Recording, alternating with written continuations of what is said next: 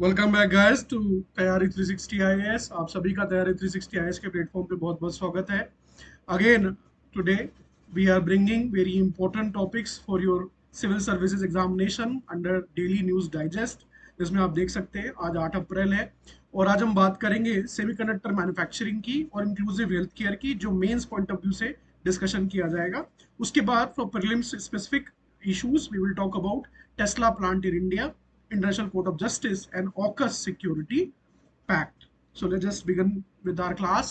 The first topic is semiconductor manufacturing. Semiconductor manufacturing के बारे में हर दिन we are reading about it, we are studying about it, we are listening about it. ये बहुत ही important topic है in the context of fourth industrial revolution. So हम बात कर रहे हैं fourth industrial revolution की, जो कि हमारे समय का मॉडर्न टाइम्स का मोस्ट इंपॉर्टेंट फिनोमेना है when it comes to economics. So fourth industrial revolution में जो एडवांस टेक्नोलॉजीज हैं जिनमें हम बात करते हैं ऑटोमेशन की, आर्टिफिशियल इंटेलिजेंस की, न्यू मटेरियल्स की, नैनो टेक्नोलॉजी, बायोटेक्नोलॉजी, इस तरह की चीजें इसमें आती हैं, वर्चुअल रियलिटी, ऑगमेंटेड रियलिटी।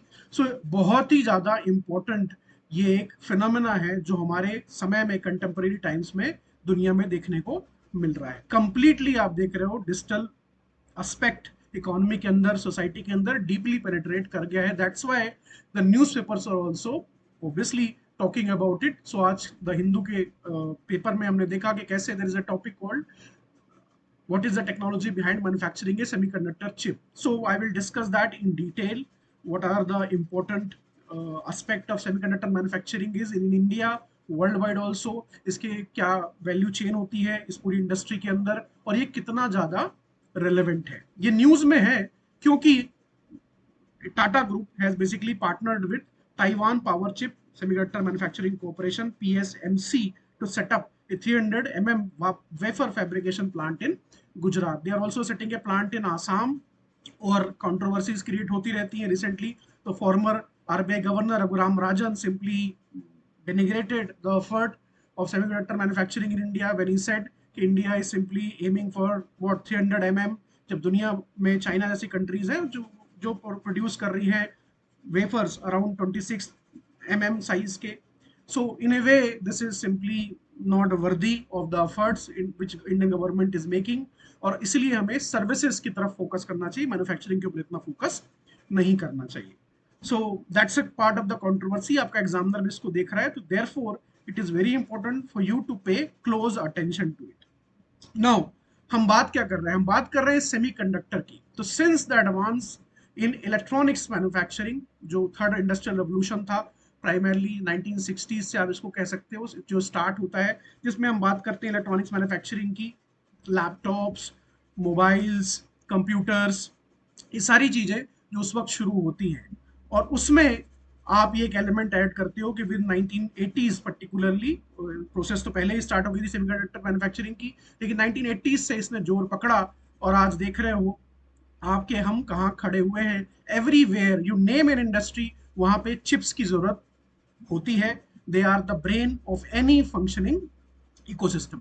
तो आप बात करें डिफेंस की, आप बात कर लें फॉर एग्जांपल रोबोटिक्स की, आप बात करें इवन टॉयस की, यस जो बच्चे खिलौनों से खेलते हैं उसमें भी चिप्स होती हैं, बहुत ही बेसिक चिप्स होती हैं लेकिन होती है जो एडवांस टॉयज आजकल आते हैं। तो ये बहुत ही इंपॉर्टेंट टेक्नोलॉजी है। डिजिटलाइजेशन की बात करें, हेल्थ की बात करें, एजुकेशन की बात करें, हर जगह आपको चिप्स का जो रेलेवेंस है वो दिखाई देगा। इंडिया के अंदर हम इसके ऊपर काम तो बहुत अरसों से कर रहे हैं, लेकिन we had failed in the previous decades to attract the best companies of the world to come in India and make in India, make for the world as well. तो यहाँ पे एक कंसिडर्ड एफर्ट किया जा रहा था सरकार की तरफ से पिछले 10 सालों में, और इसने जोर पकड़ा है कि कैसे हम दुनिया भर की जो टॉप सेमीकंडक्टर कंपनीज हैं उनको इंडिया बुलाएं और बेसिकली कोलैबोरेशन करें, and we should also manufacture these chips. Since COVID 2020 things have change fundamentally. अब जो है सप्लाई चेन्स डिसरप्शन हुआ है। चाइना के पास जो मैन्युफैक्चरिंग प्रोग्रेस थी आज भी है, लेकिन countries have grown very of it, वो ट्रस्ट नहीं करते चाइना के ऊपर, the way the Chinese have behaved during COVID and post COVID as well. तो हम बात कर रहे हैं अब कि कैसे डिसरप्शन हो रहा है सप्लाई चेन के अंदर, एक तरह से डिस्प्लेसमेंट हुआ है सप्लाई चेन्स का, और ऑफ शोरिंग जैसे शब्द जो बहुत पॉपुलर थे उनकी जगह अब नियर शोरिंग और फ्रेंड शोरिंग जैसे कंसेप्ट जो है वो पॉपुलर हो रहे हैं। सो नियर शोरिंग का मतलब है कि जो मार्केट्स हैं उनके आसपास ही जो कंट्रीज हैं, जैसे अमेरिका के लिए मार्केट है, बहुत बड़ा मार्केट है, तो अगर कोई मैन्युफैक्चरिंग कंपनी है तो उसको मैक्सिको में प्लांट सेटअप करना चाहिए, दैट इज नियर शोरिंग। और फ्रेंड शोरिंग, तो जिनके ऊपर आप ट्रस्ट कर सकते हो, कंट्रीज जैसे फॉर एग्जांपल इंडिया है तो America can trust India in a way. So ये फ्रेंड शोरिंग जैसा कंसेप्ट निकल के सामने आए हैं। तो अब हम बात करेंगे बेसिकली पहले साइंस बिहाइंड सेमीकंडक्टर चिप्स की। इंडियन सेमीकंडक्टर मार्केट की अगर हम बात करें तो कौन सी के प्लेयर्स हैं, कौन से क्या मटेरियल्स हैं, fabrication technologies, organisation type, component, ये सब कुछ बहुत ही इंपॉर्टेंट हो जाता है। तो सेमीकंडक्टर क्या है, जो ना कंडक्टर है और ना ही इंसुलेटर है। so, बेसिक फिजिक्स है जो क्लास हमने 10th 11th 12th में पढ़ी है। सो कंडक्टर वो होता है जो फैसिलिटेट करे इलेक्ट्रिसिटी को, मैंने इलेक्ट्रिसिटी पासेस थ्रू इट, जो रेजिस्टेंस होता है वो मिनिमम होता है, उसको हम बोलते हैं कंडक्टर। इंसुलेटर वो होता है जो इलेक्ट्रिसिटी को पास ना होने दे, रेजिस्टेंस प्रोवाइड करे। तो semiconductor basically have both the functions depending on certain categories qualifications, उसके बेसिस पे इसको आप यूज कर सकते हो बहुत ही क्राफ्टफुली, और इसीलिए सेमीकंडक्टर बहुत ही इंपॉर्टेंट कंपोनेंट है इलेक्ट्रॉनिक्स के अंदर। नाउ इस पूरी मार्केट के अंदर सबसे important obviously you will talk about कि मटेरियल है, सिलिकॉन, जर्मेनियम, कार्बन, टिन। इसलिए जो क्रिटिकल मिनरल्स हैं, क्रिटिकल मटेरियल्स हैं, उनकी सप्लाई चेन के ऊपर काफी ज्यादा दुनिया भर में चर्चा है। Government of India is also pushing very hard कि कैसे हम इंडिया के अंदर माइनिंग करवाएं जो हमारे पास अवेलेबल है। अगर कोई मटेरियल हमारे पास अवेलेबल नहीं है, फॉर एग्जाम्पल कोबाल्ट बहुत बड़ी मात्रा में नहीं है, so we should do collaboration with foreign countries, जैसे अर्जेंटीना है, चिली है, कहीं पे भी डिपेंडिंग ऑन कि वहाँ पे अवेलेबिलिटी है रॉ मटेरियल की, और वहाँ से हम डायरेक्टली सोर्स करें। Component IC design, IC manufacturing, India has a strong hold in this. Number of engineers that we produce electronics में वो काफ़ी ज़्यादा है। तो इसके ऊपर स्किल्ड वर्कफोर्स है हमारे पास, जो कि बहुत इंपॉर्टेंट है। फैब्रिकेशन टेक्नोलॉजीज में MOVPE is very important, metallurgic, vapour phase epitaxy, molecular beam epitaxy, the different kind of technologies are there listed। और एंड यूजर इंडस्ट्री में मैंने आपसे बात की कैसे telecommunication, IT, data processing, automation, defence, हर जगह स्पेस आपको ये दिखाई देगा। ड्राइवर्स हैं डिमांड के अंदर, डिमांड कंज्यूमर इलेक्ट्रॉनिक्स की बढ़ती जा रही है, लैपटॉप्स, मोबाइल्स, टैबलेट्स और ईयरफोन्स, सबकी डिमांड बढ़ती जा रही है, जिसकी वजह से इंडिया में बहुत बड़ा मार्केट एक क्रिएट हुआ है, हो रखा है पहले भी। आई टॉक अबाउट कितना ज्यादा इंडिया इंपोर्ट करता है इलेक्ट्रॉनिक्स को, और हमारा ट्रेड डेफिसिट कितना ज्यादा है, वहां पे काफी ज्यादा अपॉर्चुनिटीज भी है, रेस्टेंट भी। आई talk about that in detail. Now सबसे पहले जानते हैं सेमीकंडक्टर वैल्यू चेन के क्या फेसेट्स हैं। ये बहुत ही इंपॉर्टेंट है आपके लिए जानना कि वैल्यू चेन, क्योंकि हम बात करेंगे यहाँ फैब्रिकेशन की, हम बात करेंगे वेफर फाउंड्री की, हम बात करेंगे एटीपी की, I talk about that later. ये सब चीजें क्या है, इनके मतलब क्या है, और हम किन एरियाज पे फोकस कर रहे हैं जब हम बात करते हैं कि दुनिया की कंपनीज को इंडिया में आके मैन्युफैक्चरिंग और फैब्रिकेशन और एटीपी के लिए हम उनको राजी करें। तो मटेरियल जैसे मैंने आपको बताया सबसे इंपॉर्टेंट है, मटेरियल बेसिक है किसी भी चीज को बनाने के लिए। Capital equipment, wafer foundry and back and manufacturing equipment, ये सबसे क्रिटिकल पार्ट होता है, जिसमें दुनिया भर की कुछ इंपॉर्टेंट कंपनीज हैं, जैसे ASML है नीदरलैंड्स की, इसके बारे में आगे में हम बात करेंगे, बहुत ही क्रिटिकल कंपनी है, नीदरलैंड्स में है ये। और PSMC जो ताइवान की कंपनी है, बहुत ही क्रिटिकल है वो भी इस केस में। IP इंटेलेक्चुअल प्रॉपर्टी और इलेक्ट्रॉनिक डिजाइन ऑटोमेशन, ये भी इंपॉर्टेंट हो जाता है। IP ब्लॉक्स होते हैं सॉफ्टवेयर, चिप डिजाइन के लिए सॉफ्टवेयर होते हैं specific. Then this is broad semiconductor value chain. फिर हम बात करेंगे नैरो, यहाँ पे ज्यादा इंपॉर्टेंट है, ज्यादा क्रिटिकल पार्ट हो जाता है यहाँ पे भी, डिजाइन चिप को करना, chip design with integrated device manufacturer or without production assets। then water foundry, front end manufacturing, ये जो वेफर होता है, not water, wafer foundry is very important. तो एक बहुत सर्कुलर सा साइज होता है जब हम मैन्युफैक्चरिंग करते हैं इन चिप्स की। तो लिथोग्राफी एक बहुत ही फेमस आजकल एक टेक्नोलॉजी है जिसके माध्यम से जो सर्किट है हमारा इंटीग्रेटेड सर्किट, उस पर प्रिंट किया जाता है ट्रांजिस्टर्स बेसिकली। तो that is a very important aspect. तो उसको फिर छोटे छोटे हिस्सों में तोड़ा जाता है और इसे हम कहते हैं wafer, wafer banana. Back and packaging और टेस्टिंग, ये एक बहुत ही इंपॉर्टेंट प्रोसेस है, जिसपे जिन कंट्रीज में मैन्युफैक्चरिंग की डेप्थ नहीं होती इन सेमीकंडक्टर के डोमेन में, वो पहले फोकस करती है पैकेजिंग और टेस्टिंग पे, जैसे इंडिया कर रही है। लेकिन आप देख सकते हो ये बैक एंड पे काम होता है। इन प्रोडक्ट फिर बनाया जाता है, components related to printed circuit board assembly होती है, पीसीबी एंड इन प्रोडक्ट जो हमारे पास लास्ट में आता है in the form of chips. तो फॉर एग्जांपल इसको अगर हम इस तरीके से देखें कि रॉ सिलिकॉन वेफर है, लिथोग्राफी टूल का इस्तेमाल किया जाता है, digital signal processor IP block है, माइक्रो प्रोसेसर डिजाइन की जा रही है, और फिर बाद में वाफर आपको प्रोसेस्ड होके मिलता है। Package micro processor unit, PCB capacitor, assembled PCB, ये फाइनल दो फेजेस है मोबाइल फोन में, फिर वो चिप आपके इंटीग्रेट हो जाते हैं। तो ये बहुत ही क्रिटिकल एक एस्पेक्ट है वैल्यू चेन का, जो उसकी समझना बहुत जरूरी है। then only you can appreciate कि how critical this technology and how tough it is, कितना मुश्किल है इसमें हमको कंप्लीट वैल्यू चेन के अंदर मैन्युफैक्चरिंग कर पाना, मटेरियल से लेके एंड प्रोडक्ट तक। जो ये वैल्यू चेन है पूरी, इसको इंडिजनाइज करना एक तरीके से आत्मनिर्भर भारत की दिशा में अगर हम लेके जाना चाहते हैं तो कैसे इसको इंडिजनाइज करें पूरा, लेकिन आपको कहीं से शुरुआत करनी होती है, तो जनरली आप बैक एंड पे करते हो, एटीपी से शुरुआत करते हो।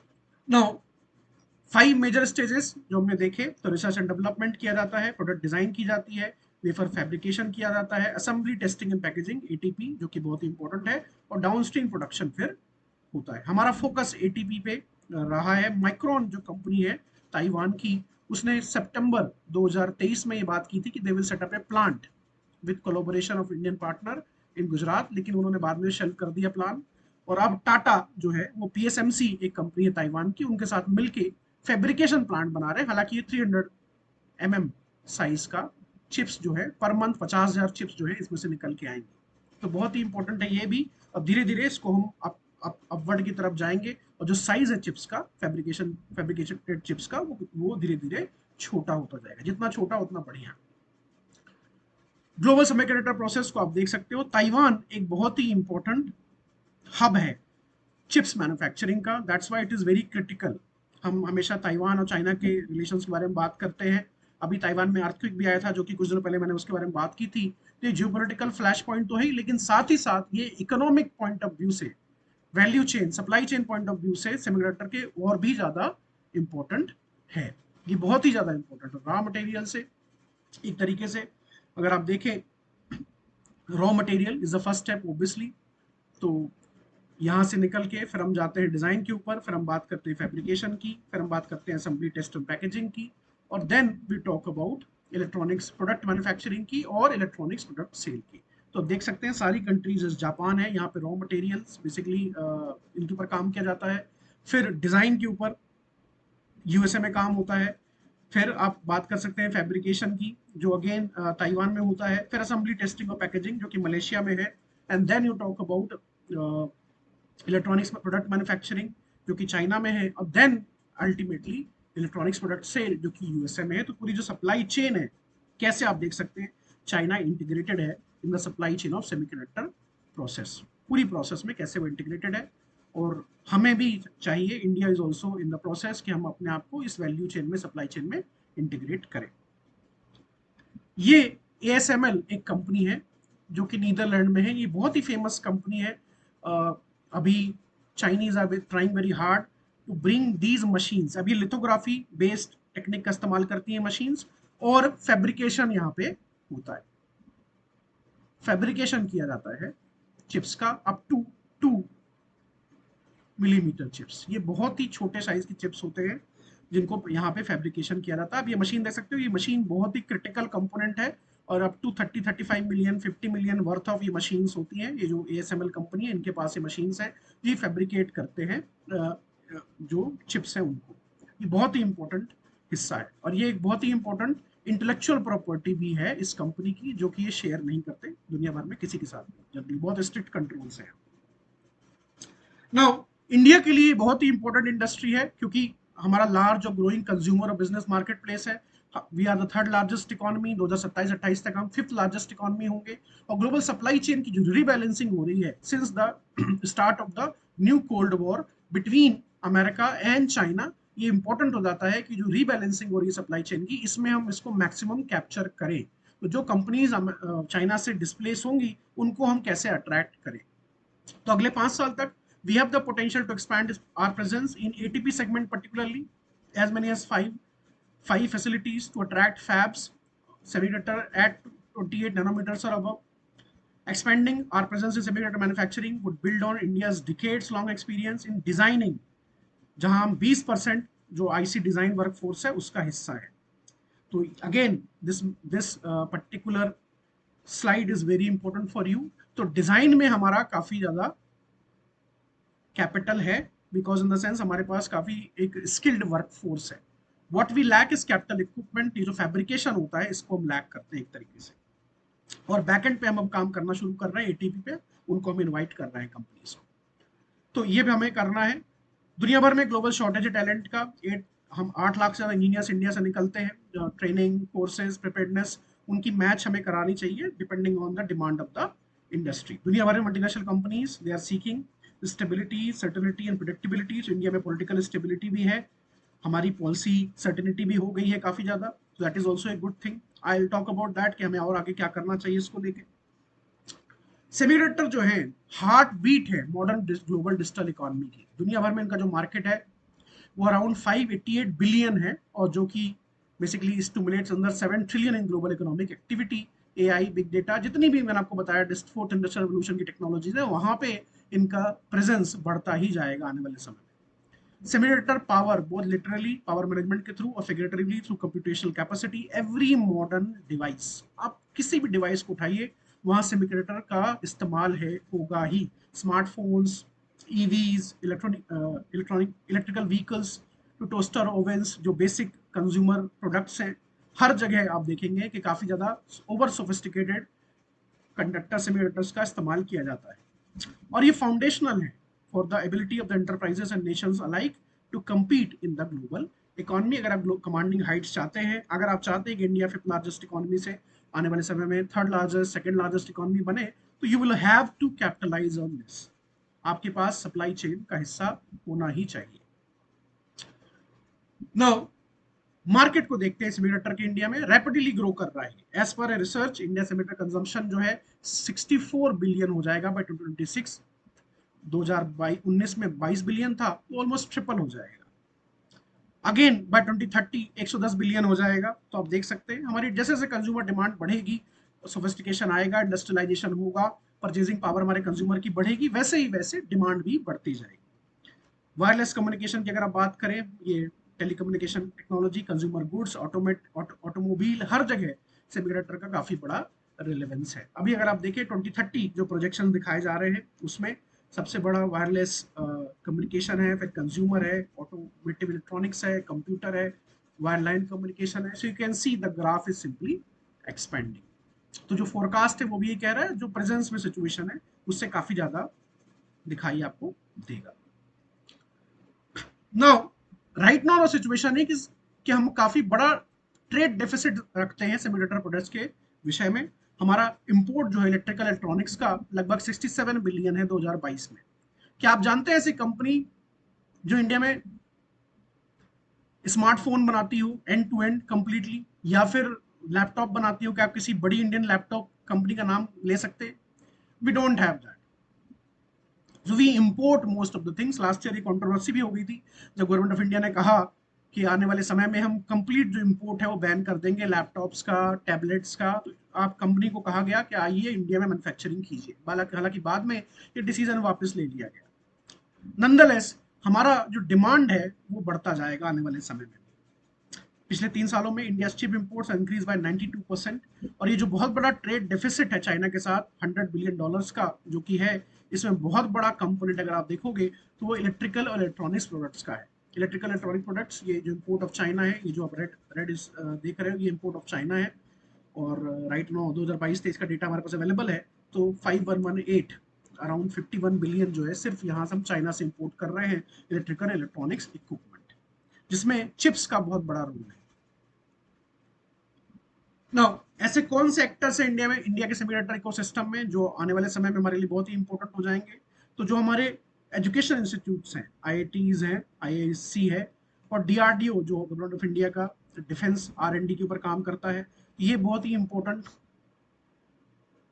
इंस्टीट्यूशंस हैं जो प्री कॉम्पिटिटिव रिसर्च में काम करेंगे. देन इन डिजाइन आप देख सकते हो we are trying hard to bring Micron, Qualcomm, Marvell, Nvidia एक बहुत ही इंपॉर्टेंट कंपनी है अमेरिका की, अभी जिसने डिस्प्लेस कर दिया एप्पल को मार्केट कैप के मामले में।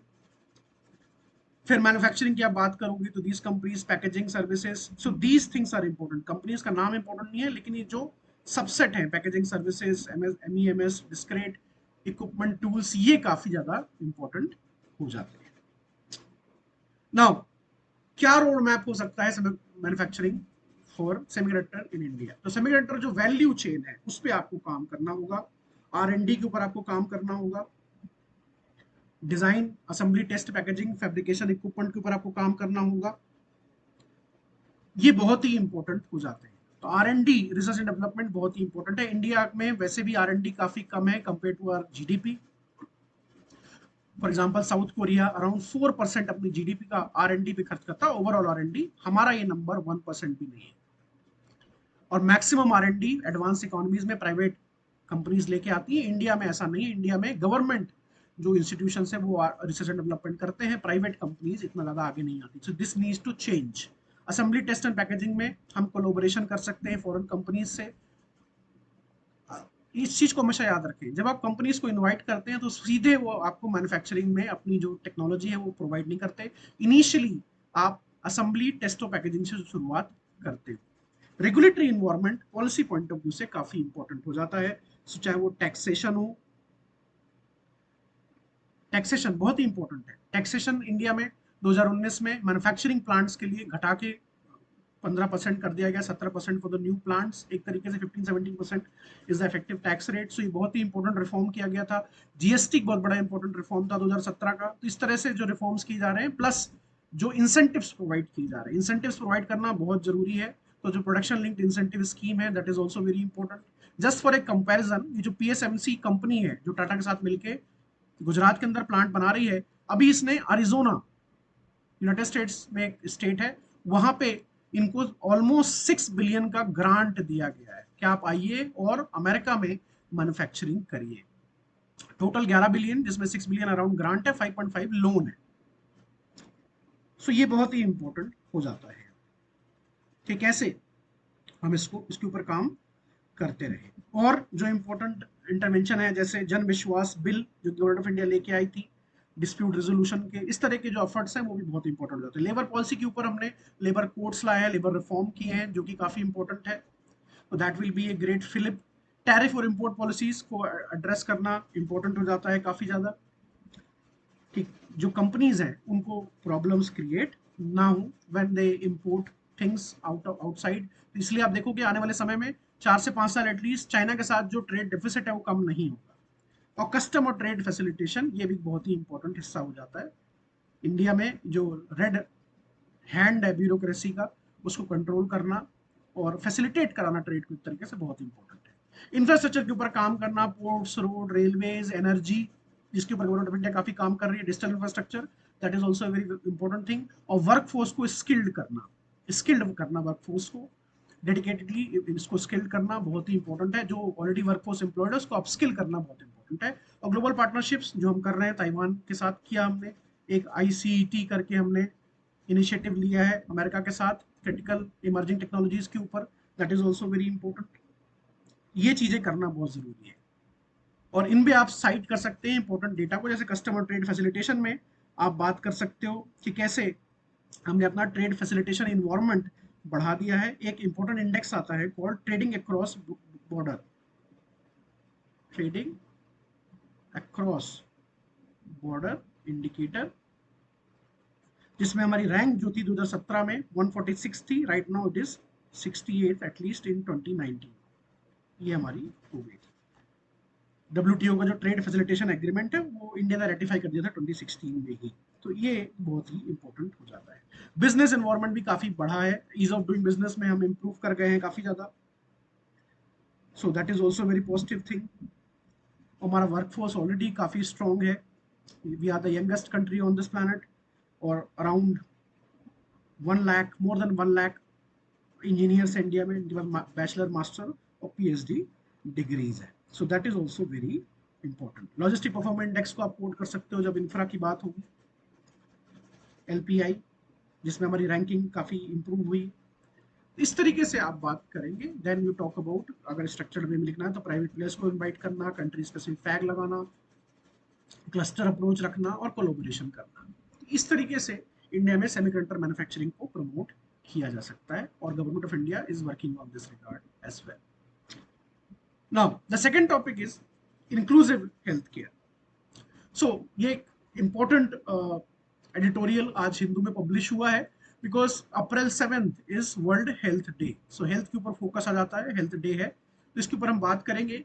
We are talking about inclusive health care, health care और वो भी इंक्लूसिव। तो हेल्थ केयर बहुत ही इंपॉर्टेंट एस्पेक्ट है। प्राइम मिनिस्टर मोदी जब बात करते हैं, आप उनके लेक्चर्स में देख सकते हो, when he talk about as a matter of policy, so keep talking about 3 Ds। इसमें से पहला डी है डेमोक्रेसी, दूसरा डी है डिमांड। तो डेमोक्रेसी इंडिया में है, बहुत ही इंपॉर्टेंट एस्पेक्ट है हमारे पब्लिक कल्चर का ये। There is a demand India में क्योंकि मार्केट काफी बड़ा है इंडिया का। And then you talk about the demography.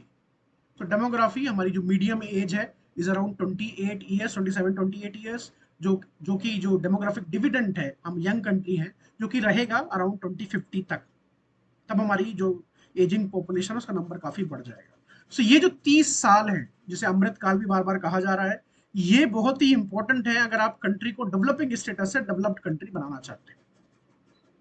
Because when you are young, आपका जो वर्कफोर्स का जब आप हिस्सा होते हो, so in a way that leads to economic growth and development. ये यंग जो वर्कफोर्स होती है कंज्यूम भी करती है, तो इकोनॉमिक ग्रोथ के ऊपर काफी बड़ा इसका इफेक्ट होता है। लेकिन इंडिया में प्रॉब्लम ये है कि हमारी जो डेमोग्राफी है, that there lies a problem. जो हमारी वर्कफोर्स है वो स्किल्ड नहीं है। हमारी जो वर्कफोर्स है they are suffering from many challenges, जिसमें से एक चैलेंज है हेल्थ केयर का। हेल्थ केयर एक बहुत ही सीवियर चैलेंज है। I talk about the numbers as well. ये जो आर्टिकल है ये बात कर रहा है इंक्लूसिव हेल्थ केयर की, कि कैसे हेल्थ केयर जो कि urban, rich, upper class section तक लिमिटेड है, इसको कैसे हम इंक्लूसिव बनाएं। इसको जो लेफ्ट अराउंड सेक्शंस हैं, ऐसे सेक्शन जो पीछे छूट गए हैं, समाज के जो हिस्से हैं, जैसे महिलाएं हैं, बच्चे हैं, बूढ़े हैं, डिसेबल्ड हैं, सेक्सुअल माइनॉरिटीज हैं, पुअर लोग हैं, इनके पास तक कैसे हेल्थ केयर को ले जाया जा सके, ताकि जो डेमोग्राफिक डिविडेंड है एक तरीके से, उसको हम मैक्सिमम यूटिलाइज कर सके। और कैसे हम इसको कर सकते हैं, will talk about that. Now India में हेल्थ इनइक्विटीज हैं। Health care as a matter of right is not extended in a way to everyone। और इंडिया में हालांकि जो हेल्थ है, right to health is not a constitutional right in sense कि ये fundamental right नहीं है। ये लीगल जो एस्पेक्ट है वो भी बहुत इंपॉर्टेंट है।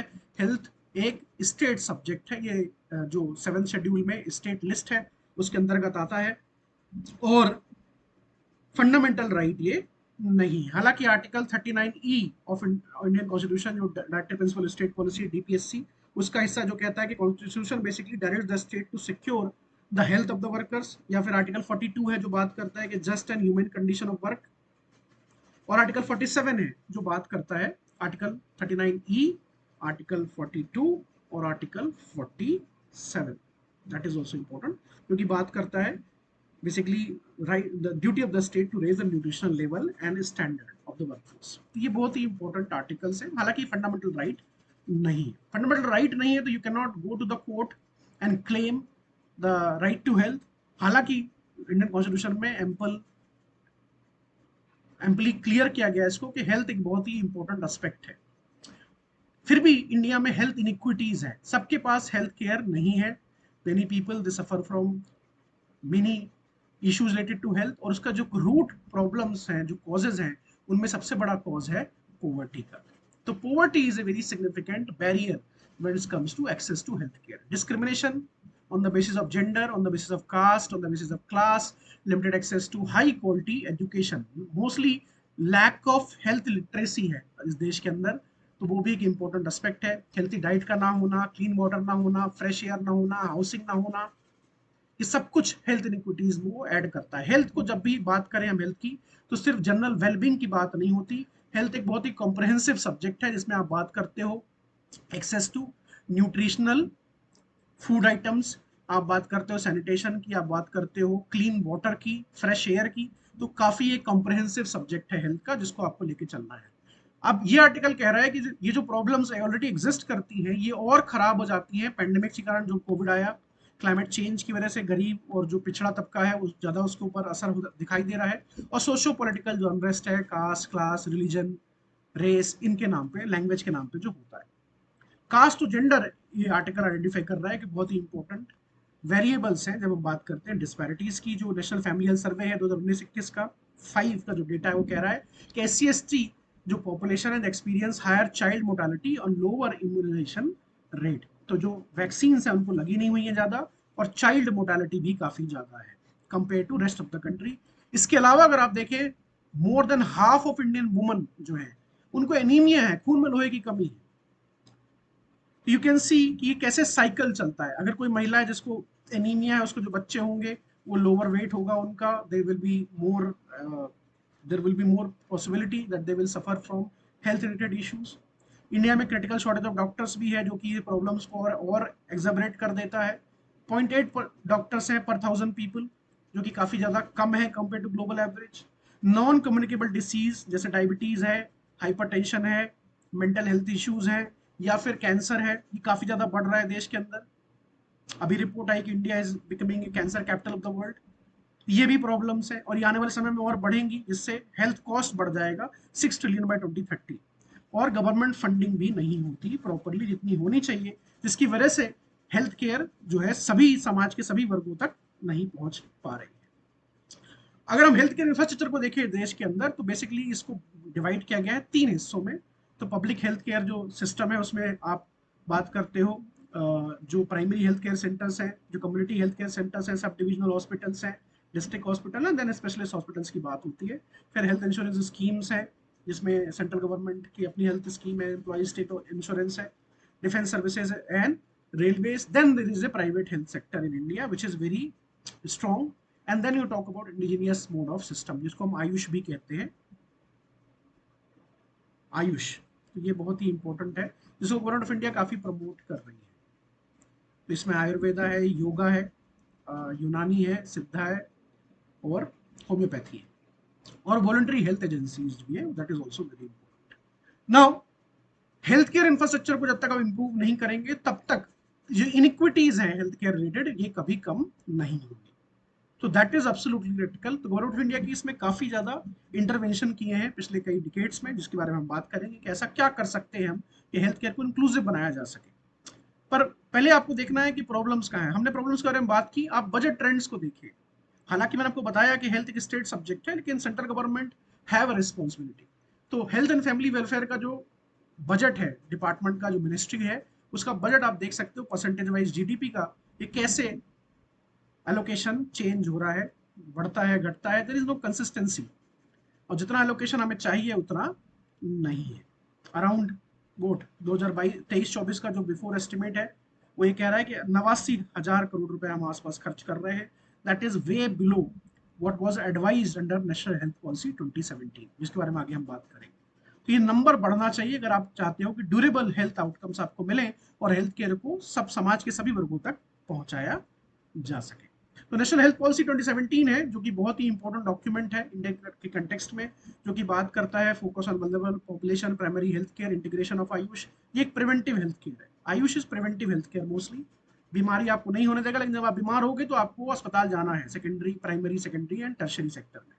पार्टनरशिप करना प्राइवेट सेक्टर के साथ, convergence between wider determinants of health, जिसके बारे में हमने बात किया आपसे, sanitation, hygiene, access to clean drinking water, nutritional food और lifestyle changes, NCD non communicable disease है उनका जो रेवोल्यूशन है नेशनल अर्बन हेल्थ मिशन के अंदर, हेल्थ सीकिंग बिहेवियर को प्रमोट करना, फिट इंडिया जैसा प्रमोट किया जा रहा है, और अर्बन गवर्नेंस को भी आगे लेके जाना, ये नेशनल हेल्थ पॉलिसी का हिस्सा है।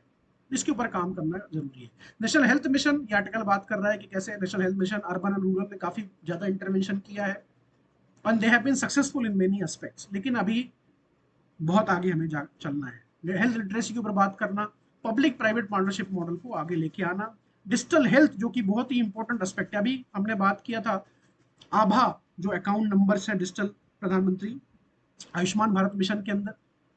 तो these are kind of interventions are very important. Innovation करना, इनोवेशन, आर्टिफिशियल इंटेलिजेंस को उसमें लेके आना, डेटा जो एनालिटिक्स है उसको इसमें लेके आना, ई हेल्थ को प्रमोट करना और आर-एन-डी को प्रमोट करना। एनसीडी के केस में पर्टिकुलरली जैसे कैंसर रिसर्च है इनको प्रमोट करना, टीबी रिसर्च है सबको प्रमोट करना, और ग्लोबल कोऑपरेशन डब्ल्यूएचओ के साथ, गावी अलायंस फॉर एग्जांपल जो अलायंस था है, और वैक्सीन डिलीवरी, इस तरह से जो बेस्ट प्रैक्टिसेस हैं उनको इंडिया के अंदर लेके आना, ताकि हम हमारा जो नेशनल हेल्थ पॉलिसी की जो ऑब्जेक्टिव्स हैं और जो United Nation sustainable development goal 3 है जो कि बात करता है ensuring healthy lifes and promoting well being for all at all ages, इसको लेके आना। तो अंडर 5 का जो मोर्टेलिटी टारगेट है इसको अचीव करना, एड्स रिलेटेड डेथ्स को कम करना, ट्रॉपिकल डिसीजेस को एलिमिनेट करना, मलेरिया के केसेस, टीबी के केसेस। यहाँ पे आपको ध्यान रखना चाहिए कि जब हेल्थ केयर वाइडली एक्सेसिबल नहीं होती तो उसके बहुत ही सीवियर सोशो इकोनॉमिक कॉन्सिक्वेंसेस होते हैं। इसीलिए प्रधानमंत्री जो आयुष्मान भारत मिशन है वो बहुत ही क्रिटिकल हो जाता है, और इस दिशा में जो यूनिवर्सल हेल्थ कवरेज है यूएससी, इस दिशा में हम आगे बढ़ रहे हैं, इस दिशा में हमें आगे बढ़ना चाहिए। तो इसमें आप इंद्रधनुष मिशन की बात कर सकते हो, जो वैक्सीन डिलीवरी है इंद्रधनुष 4.0 लॉन्च किया गया था। तो these kind of things are absolutely critical, ताकि जो परपेचुअल साइकिल है पॉवर्टी का, डिसेबिलिटी का, हेल्पलेसनेस का, इससे हम अपने लोगों को बाहर लेके आ सके और हमारी वर्कफोर्स स्ट्रांग हो, हेल्दी हो, ताकि जो सोशो इकोनॉमिक हमारे पॉलिटिकल जो ऑब्जेक्टिव्स हैं उनको हम अचीव कर सके। ये बहुत ही इंपॉर्टेंट आर्टिकल है जो कि जीएस पेपर 2 के लिए आपके काफी यूजफुल रहेगा। Now the prelims news, Tesla plant in India. Tesla is scouting sites for 3 billion India car plant basically, which is a boost for the present Indian government. तो Tesla सबसे बड़ी दुनिया की इलेक्ट्रिकल व्हीकल मैन्युफैक्चरिंग कंपनी है value wise अगर आप देखें। हालांकि BYD, Chinese BYD is challenging them these days, लेकिन अभी भी ईवी के पॉइंट ऑफ व्यू से अगर आप देखें these are the original company जिसने फोकस किया इस सेगमेंट के ऊपर। और हमारा जो एनर्जी ट्रांजिशन है, कोल, थर्मल, गैसोलीन, इससे जब हम क्लीन ग्लीनर एनर्जी की तरफ आएंगे तो उसमें इलेक्ट्रिक व्हीकल्स का बहुत ही इंपॉर्टेंट रोल है। इस दिशा में टेस्ला एज ए कंपनी ज्यादा इंपॉर्टेंट हो जाती है। तो अब ये प्लांट लगाने जा रहे हैं $3 बिलियन अराउंड, जो कि साइट देख रहे हैं गुजरात, तमिलनाडु, कर्नाटक, महाराष्ट्र, ये स्टेट्स हैं जो इनको बेसिकली चाह रहे हैं कि हमारे यहाँ टेस्ला कंपनी प्लांट लगाए। काफी सालों से टेस्ला गवर्नमेंट ऑफ इंडिया के बीच कन्वर्सेशन हो रहा था, वो डिमांड कर रहे थे कि उनको कुछ इंपोर्ट कंसेशन दिए जाएं ताकि वो प्लांट लगा सकें डायरेक्टली, क्योंकि इंडिया में मैन्युफैक्चर नहीं कर सकते सब कुछ, तो इंपोर्ट करेंगे वो। तो गवर्नमेंट ऑफ इंडिया ने काफी रेजिस्टेंस दिखाया, फाइनली उन्होंने अपनी एक नई पॉलिसी लाई जो इलेक्ट्रिक व्हीकल्स की नई पॉलिसी है। इसमें उन्होंने कुछ चेंजेस किए जिसके तहत अब टेस्ला के लिए जो रास्ता है वो इंडिया में खुल गया है। तो मिनिमम इन्वेस्टमेंट की बात कर रहे हैं, गवर्नमेंट ऑफ इंडिया बात कर रही है कि आपको अराउंड $500 मिलियन का इन्वेस्टमेंट करना है मिनिमम, अगर आप कुछ कंसेशन हमसे चाहते हैं। टाइमलाइन मैन्युफैक्चरिंग की उन्होंने दे दी 3 साल फैसिलिटी सेट करना, और 50% डोमेस्टिक वैल्यू एडिशन लाना विद इन 5 ईयर्स।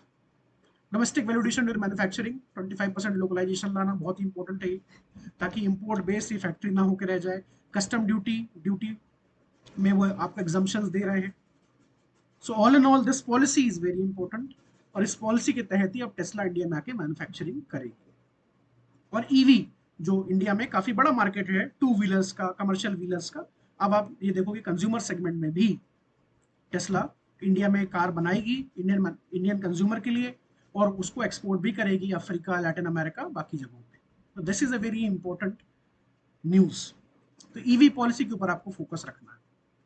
दूसरा, इंटरनेशनल कोर्ट ऑफ जस्टिस, तो आईसीजी जो है वो केस हियर कर रहा है Germany role in Israel Gaza war. Israel Gaza war चल रही है, हमास का जो टेरर अटैक था 7 अक्टूबर 2023 के बाद, उस पर काफी डिबेट चर्चा हम देख रहे हैं, और इंटरनेशनल कोर्ट ऑफ जस्टिस का रोल इसमें बहुत ही इंपॉर्टेंट हो जाता है। तो बेसिकली नकरजुआ जो कंट्री है वो ये केस लेके आईसीजे गए हैं, और उन्होंने जर्मनी को एक तरीके से घसीटा है इस कोर्ट के अंदर कि आप जो उनके अकॉर्डिंग जो जेनोसाइड हो रहा है गाजा के अंदर उसको आप फैसिलिटेट कर रहे हो।